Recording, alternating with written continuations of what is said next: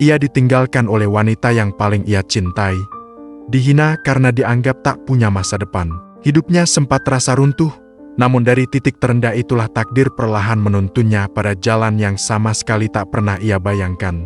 Sebelum kita mulai, jangan lupa subscribe dan aktifkan lonceng notifikasinya, supaya kalian gak ketinggalan cerita-cerita terbaru dari kita. Karena dari setiap kisah, selalu ada pelajaran yang bisa kita ambil. Dan inilah kisah hari ini. Di Jakarta, kota yang tidak pernah tidur, klakson kendaraan bersahut-sahutan seperti orkestra bising yang tak kenal jeda. Bahkan sebelum matahari menampakkan sinarnya, hiruk-pikuk sudah dimulai. Di tengah arus kendaraan yang berdesakan, seorang pria berjaket hijau dengan helm yang catnya sudah mengelupas berhenti sebentar di pinggir jalan, menepikan motornya yang sudah tua. Namanya Arman. Ia hanya seorang tukang ojek online yang setiap harinya berjuang melawan panas, hujan, dan kemacetan ibu kota. Pagi itu, seperti pagi-pagi sebelumnya, ia memulai perjuangannya. Motornya adalah satu-satunya andalan untuk menembus panas, hujan, dan kemacetan ibu kota. Hidupnya sederhana, penghasilannya pas-pasan, tapi ia selalu mencoba tersenyum. Senyumnya yang tulus itulah yang dulu membuat Maira, kekasihnya, jatuh hati. Pukul 05.00 WIB, alarm di ponsel bututnya berdering nyaring. Arman bangun, sholat subuh, lalu bersiap untuk hari yang panjang. Ia memakai jaket hijau yang sudah pudar warnanya, memeriksa bensin motornya, dan memanaskan mesin yang sering ngadat. Kos-kosan kecilnya di Gang Sempit Cilandak hanya berukuran 2x3 meter, cukup untuk satu kasur, lemari kecil, dan satu meja lipat. Di sanalah ia menghabiskan malam-malamnya, terkadang dengan tumpukan buku-buku bekas tentang mesin motor yang ia beli dari pasar loak, atau sekadar memandangi peta digital di ponselnya, berharap ada orderan jauh yang bisa memberinya penghasilan lebih. Hubungan mereka berawal 3 tahun lalu, sebuah pertemuan yang klise tapi tulus. Arman mendapat orderan mengantar Maira pulang dari kantornya di kawasan Sudirman. Hujan deras turun malam itu, membanjiri jalanan. Di tengah perjalanan, motornya mogok. Keduanya berteduh di sebuah halte bus. Arman kehujanan, bajunya basah kuyup, tapi ia tetap tersenyum dan meminta maaf pada Maira. "Maaf, motornya rewel, Mbak. Kayaknya harus didorong sampai bengkel," katanya dengan napas terengah-engah. Maira melihat ketulusan di matanya. Pria ini bisa saja pura-pura motornya rusak untuk mendapat bayaran lebih, tapi ia tidak melakukannya. Kejujuran Arman menyentuh hatinya. Sejak itu, keduanya menjalin hubungan.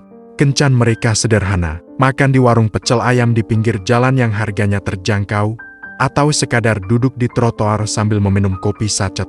Arman sering bercerita tentang mimpinya. "Suatu hari, aku ingin punya bengkel motor sendiri, Mir. Bukan bengkel besar, tapi cukup untuk memperbaiki motor-motor tua yang punya cerita. Aku suka lihat motor butut jadi hidup lagi." Ia akan menjelaskan bagaimana ia akan memodifikasi mesin, mengecat ulang bodi, dan membuat motor-motor itu kembali seperti baru. Matanya akan berbinar penuh semangat. Maira biasanya hanya tersenyum, sesekali mengangguk, tapi di dalam hati ia mulai gelisah. Ia sering membandingkan cerita Arman dengan teman-temannya yang sibuk merencanakan liburan mewah atau membeli barang-barang branded. Kegelisahan Maira semakin membesar. Ia lelah dengan kehidupan yang serba sederhana. Gajinya sebagai penjaga toko pakaian hanya cukup untuk kebutuhan sehari-hari. Ia sering melihat teman-temannya di media sosial berlibur ke tempat-tempat indah, mengenakan pakaian bagus, dan makan di restoran mewah. Sementara itu, hidupnya hanya berputar di antara kamar kos kecil, warung pecel ayam, dan naik motor butut Arman yang sering mogok. Tekanan itu menumpuk, mengikis habis kesabaran Maira. Arman tak pernah berhenti berusaha, tapi hasilnya selalu sama. Kadang sebulan penghasilan cukup untuk bayar kos dan cicilan motor, tapi bulan berikutnya ia harus mengutang pada teman sesama driver.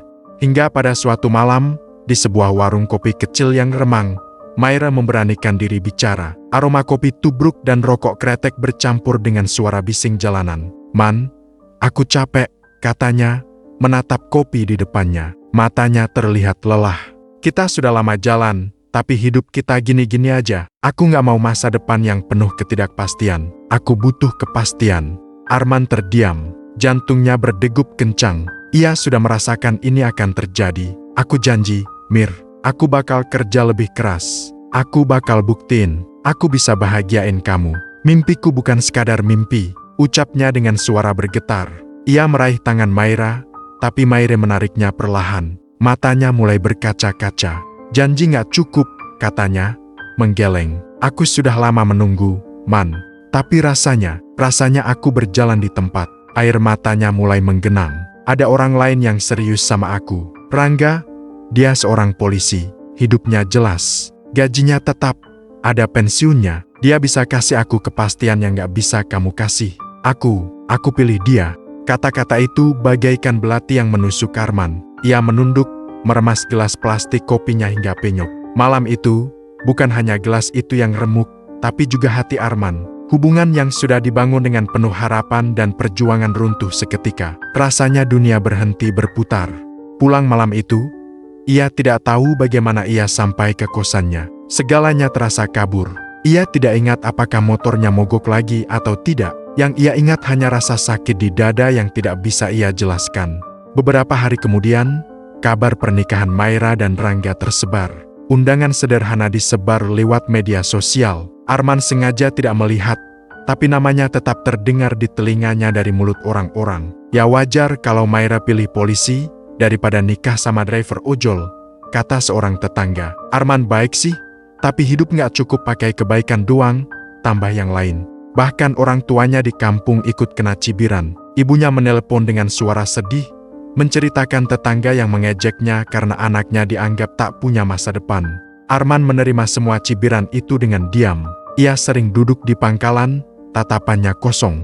Teman-teman sesama driver berusaha menghibur, tapi rasa hancur di dadanya terlalu dalam. Ia bahkan tak mampu menarik orderan. Setiap kali ia melihat motor-motor ojek lain melaju, rasanya seperti melihat cermin dari masa lalunya yang gagal.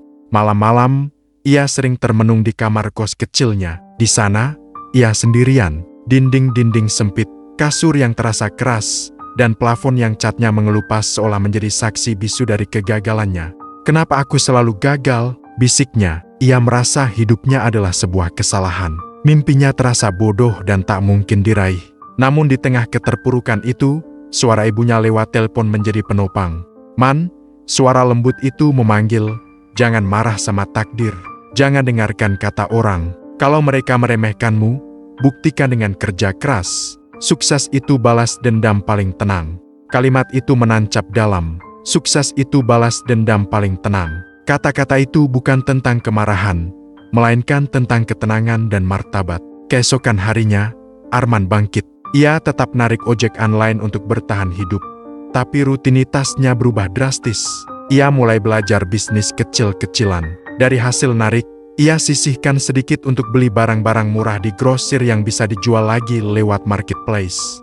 Awalnya ia jual masker kain, minuman botol, hingga makanan ringan. Ia duduk berjam-jam di depan laptop bututnya, belajar memotret produk dengan kamera ponsel seadanya. Ia menulis deskripsi produk yang menarik, dan mengatur ongkos kirim. Banyak rintangannya, pernah dagangannya tidak laku berminggu-minggu. Ia melihat notifikasi dari aplikasi penjualan setiap hari, dan tidak ada satu pun yang masuk. Pernah juga ia ditipu pembeli yang pura-pura transfer, membuat uang dan barangnya raib. Tapi Arman tidak menyerah. Ia ingat kata-kata orang yang merendahkannya, dan itu justru jadi bahan bakar semangatnya. Ia menjadikan setiap kegagalan sebagai pelajaran. Suatu malam, hujan deras mengguyur Jakarta. Air menggenang di mana-mana, dan jalanan menjadi licin. Banyak pengendara menepi, memilih untuk menunggu badai reda. Namun tidak dengan Arman. Ia terobos hujan, menembus genangan air yang tingginya mencapai betis. Notifikasi masuk ke aplikasi Arman, order bandara dari seorang pria paruh baya yang ketinggalan mobil kantor. Pria itu, yang mengenakan jas dan membawa koper besar, tampak frustrasi. Sudah setengah jam saya nunggu, Mas. Gak ada yang mau ambil, keluh pria itu. Arman mengangguk. Tadi macet sekali, Pak, mohon maaf. Ia segera memberikan jas hujan cadangan, memastikan koper penumpang aman, dan hati-hati menempatkannya di depan motor. Sepanjang perjalanan, Arman melaju dengan sangat hati-hati. Ia tidak memacu motornya, meskipun penumpang itu terburu-buru. Ia tahu, keselamatan lebih penting dari kecepatan.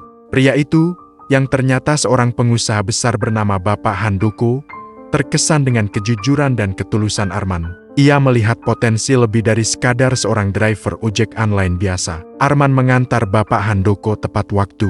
Pria itu menawarinya ongkos lebih, tapi Arman menolak dengan sopan. "Saya kerja sesuai aplikasi, Pak." "Itu sudah cukup," katanya. Bapak Handoko tersenyum. "Kamu jujur dan kerja keras. Sifat itu langka. Kalau kamu mau, datang ke kantorku besok. Aku butuh orang seperti kamu," ucap Bapak Handoko sambil memberikan kartu namanya. Arman awalnya mengira itu basa-basi. Kartu nama itu terasa asing di tangannya, sebuah jembatan dari dunia yang sama sekali berbeda. Namun, keesokan harinya ia memberanikan diri datang ke alamat yang tertera di kartu. Di lobi gedung, ia merasa kecil. Ia melihat dirinya di pantulan kaca, seorang pemuda dengan jaket kusam dan sandal jepit. Ia hampir berbalik pulang, tapi ia ingat kata-kata ibunya. Dengan langkah gemetar, ia masuk. Ternyata benar, ia diterima bekerja di perusahaan ekspedisi milik Bapak Handoko sebagai staf logistik. Kehidupan Arman perlahan berubah. Ia belajar sistem manajemen barang, mengatur jadwal pengiriman, dan memahami seluk-beluk bisnis ekspedisi. Ia bekerja sungguh-sungguh, datang paling awal dan pulang paling akhir. Dalam beberapa tahun, ia naik jabatan. Dari staf gudang, ia menjadi koordinator, lalu manajer cabang. Gajinya meningkat, kehidupannya membaik. Namun, Arman tidak berhenti di situ. Ia gunakan pengalamannya untuk membangun usaha sendiri. Ia menabung dengan ketat dan meminjam sebagian modal dari sahabatnya, yang juga seorang mantan driver ojek online. Ia mendirikan sebuah jasa ekspedisi kecil dengan nama Jejak Express. Ia merekrut beberapa kurir motor dari teman-temannya di pangkalan ojek, yang juga lelah dengan ketidakpastian. "Kita akan buktikan kalau kita bisa sukses," katanya dengan mata berbinar. Di awal, mereka hanya memiliki satu kantor kecil di sebuah ruko. Arman paham betul seluk-beluk dunia logistik, sehingga usahanya cepat berkembang. Ia membuat sistem online sederhana yang memungkinkan pelanggan melacak paket mereka. Ditambah kecerdikannya memanfaatkan sistem online dan marketplace, order mengalir deras. Ia bekerja siang malam, sering tidur di kantor. Tidak ada hari libur. Setiap kali ia lelah, ia teringat wajah Maira dan kata-kata yang meremehkannya. Ia teringat tatapan ibunya yang sedih. Itu menjadi motivasi terkuatnya. Dalam 5 tahun, Jejak Express berkembang pesat. Mereka punya kantor sendiri yang lebih besar, puluhan karyawan, dan kontrak besar dengan perusahaan e-commerce. Arman kini adalah seorang direktur. Keberhasilannya tidak instan. Itu adalah hasil dari ribuan jam kerja keras, air mata, dan ketidakpastian.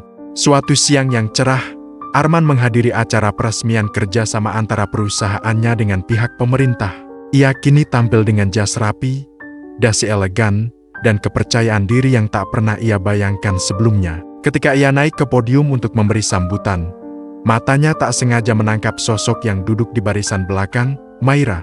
Wajah itu masih ia kenali, meski kini tampak lebih tua, lelah, dan tidak lagi berkilau. Di sebelahnya, duduk seorang pria dengan wajah kusut dan tatapan kosong. Rangga. Kabar burung yang didengar Arman ternyata benar. Rangga sudah tidak bekerja sebagai polisi karena terjerat kasus pungli. Rumah tangga mereka berantakan. Maira menunduk, wajahnya memerah. Jelas ia tidak menyangka Arman, pria yang dulu ia tinggalkan, kini berdiri di panggung sebagai direktur sebuah perusahaan besar. Setelah acara selesai, Arman berjalan melewati lorong. Ia merasa tegang, tapi bukan karena ketakutan. Ia tahu, ini adalah takdir. Maira memberanikan diri bicara, suaranya lirih.